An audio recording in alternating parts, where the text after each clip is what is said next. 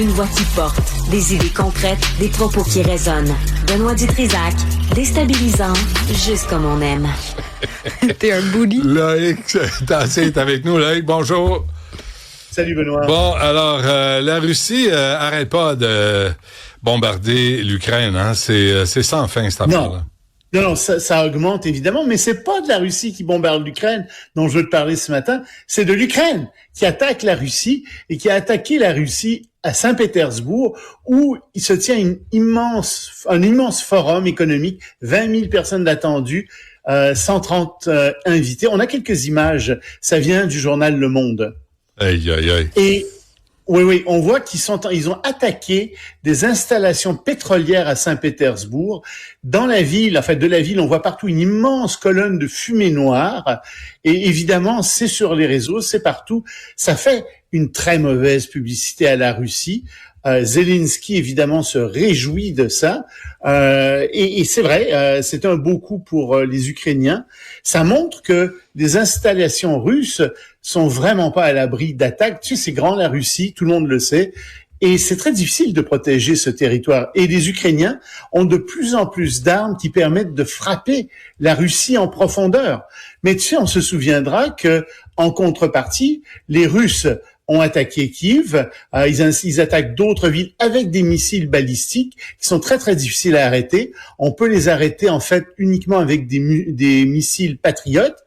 Mais le problème, c'est que l'Ukraine manque à une pénurie de missiles patriotes. Donc, les Russes en profitent pour attaquer de plus en plus. Mais il y a une escalade dans cette guerre qui est de plus en plus évidente et on voit bien que Poutine veut pas lâcher le morceau. Il est incapable de gagner l'Ukraine, heureusement, qu'il est incapable de vaincre l'Ukraine. Mais malgré tout, il continue ses attaques. Et, il y a plus de pression sur Trump d'arrêter la guerre avec l'Iran qu'il y en a sur Poutine d'arrêter la guerre ou l'invasion avec l'Ukraine. Absolument. Et je pense qu'une des raisons pour lesquelles c'est comme ça, c'est que il y a des contrats, probablement, entre la famille de Trump, les entreprises de Trump et la Russie, qui sont sur la glace et que Trump voudrait bien signer. Trump ne veut absolument rien faire contre la Russie. Je crains que ses affaires personnelles n'interfèrent avec les affaires d'État. Mais d'autre part, tu sais, il y a personne qui veut partir en guerre contre la Russie non plus.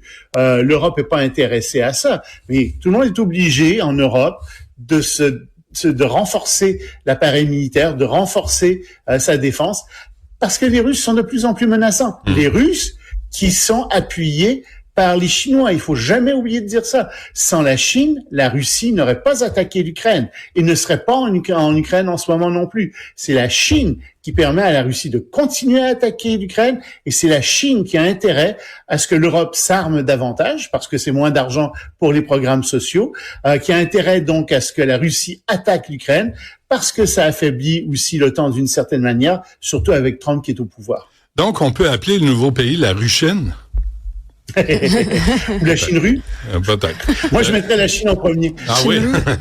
Le gouvernement chinois, justement, là, est en train de travailler sur quoi? Ah, ça, c'est très intéressant. C'est un truc aberrant. C'est France 24 qui vient de sortir ça.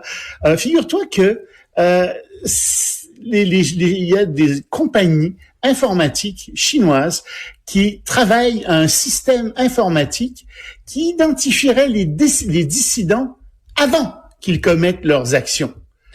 Et ça, c'est en quelque sorte la continuation du maoïsme. Autrefois, dans les campagnes de masse, on identifiait à l'avance les éléments ennemis du Parti communiste chinois, simplement en raison de leur appartenance de classe.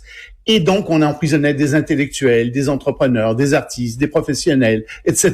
Mm-hmm. Et ici, on rentre dans la logique, tu sais, du film Minority Report, où des criminels sont supposément arrêtés avant de commettre leurs crimes. Alors, évidemment, on parle pas de criminels ici, mais simplement de citoyens qui pourraient s'opposer aux politiques du Parti communiste chinois. Et le chat est sorti du sac parce que la compagnie informatique Gige Network, qui œuvre déjà dans le domaine de la censure, c'est une compagnie chinoise, a vu un certain nombre de ces documents internes, 100 000 en fait, qui ont été publiés.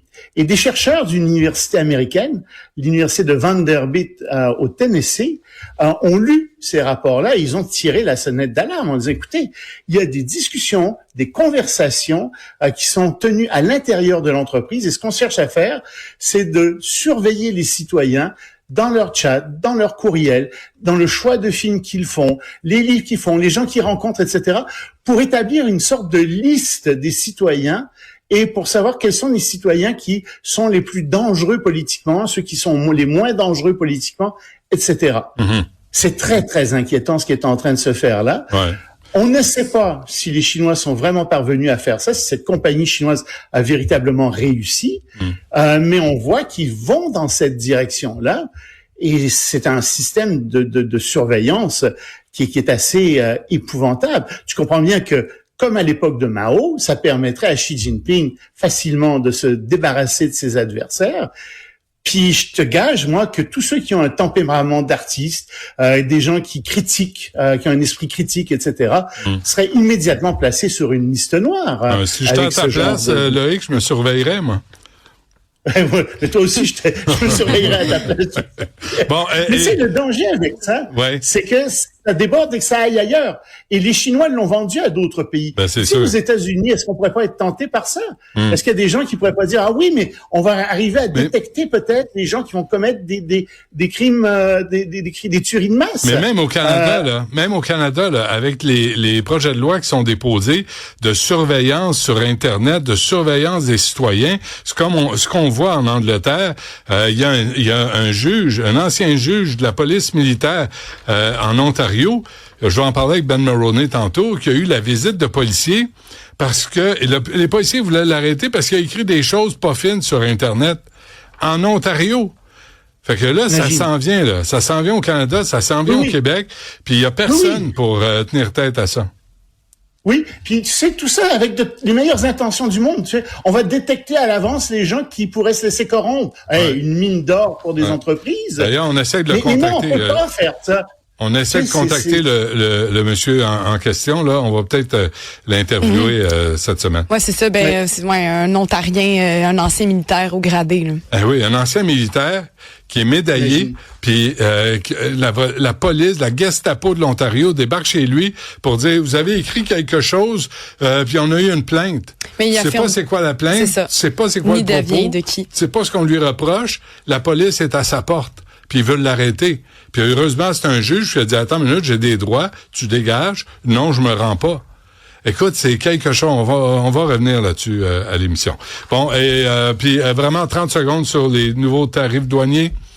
Oh, écoute, juste pour te dire qu'ils viennent en imposer, c'est surtout à usage interne, c'est-à-dire pour faire plaisir aux MAGA, à ses électeurs, parce que y a personne qui est sûr que Trump va vraiment les appliquer. De toute façon, au Canada, ça s'applique pas à tous les produits qui sont couverts par le traité de libre-échange. Ça s'applique pas non plus à plein de produits comme le café, des produits alimentaires, etc. Okay. Tout ce qui pourrait faire monter l'inflation. On a vraiment l'impression que Trump fait ça presque symboliquement pour montrer à sa base qu'il fait quelque chose. Et parce que effectivement, le Congrès veut pas bouger dans ce sens-là, donc il prend les instruments qu'il a, des instruments d'enquête. Okay.